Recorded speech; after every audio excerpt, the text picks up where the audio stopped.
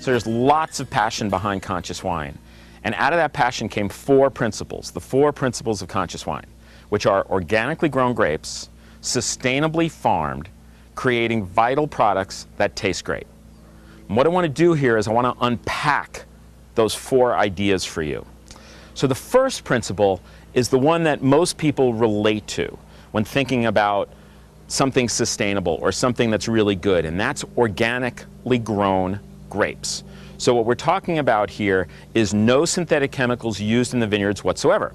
So a lot of people will look for a really good, healthy wine sometimes, and what they'll search for, or product in general, they'll search for something that's organic. That's the first place.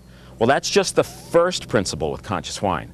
What I really want to do is offer you this idea that I have about how the four principles fit together and create this whole that we're really passionate about.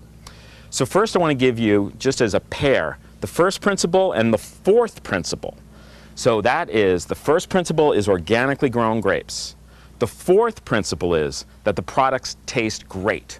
So what we're really saying here is that automatically with conscious wine, you know that you're getting products that are made from 100% organically grown grapes, and you're going to get good products in the bottle. Now what really fleshes this out is the second and third principle. The second principle is sustainably farmed, and I want to replace the word sustainable here with the word holistic. So what we're saying is, when there's a problem in the vineyard, when there's something to look at, what they consider is the whole farm.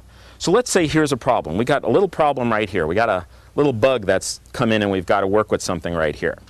So what they're going to do then in a conventional farm is they're just going to put something on that to get rid of that problem. Well, what we want to suggest is to take a few steps back and then look at this situation. Consider the whole of which this situation is a part. And then whatever you choose to do to this particular, to help with this particular situation or problem, you're considering how that's going to affect the whole.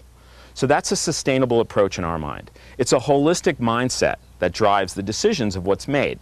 That's the second principle. Really, really, really important. The third principle is, when they work in a holistic way, and they're considering the whole dynamic, it's very important what's actually done to the land, and very important what's incorporated into that land.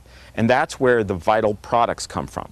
So you want a strong immune system in that place. So within us, when our immune system is strong, we can experience all kinds of different things and we still stay strong. In a farm, when the immune system is strong, when the soil is strong, you can have healthy plants. Living soil, living plants. Living plants, living products from those plants. So what we're really talking about here is life. Life supports life. A really good analogy is, you go over someone's home and it's absolutely beautiful. You can see what they've put in their home and you feel how nice it is to sit there and be there with them. When you leave, you get to walk away with that. That lingering echoes with you.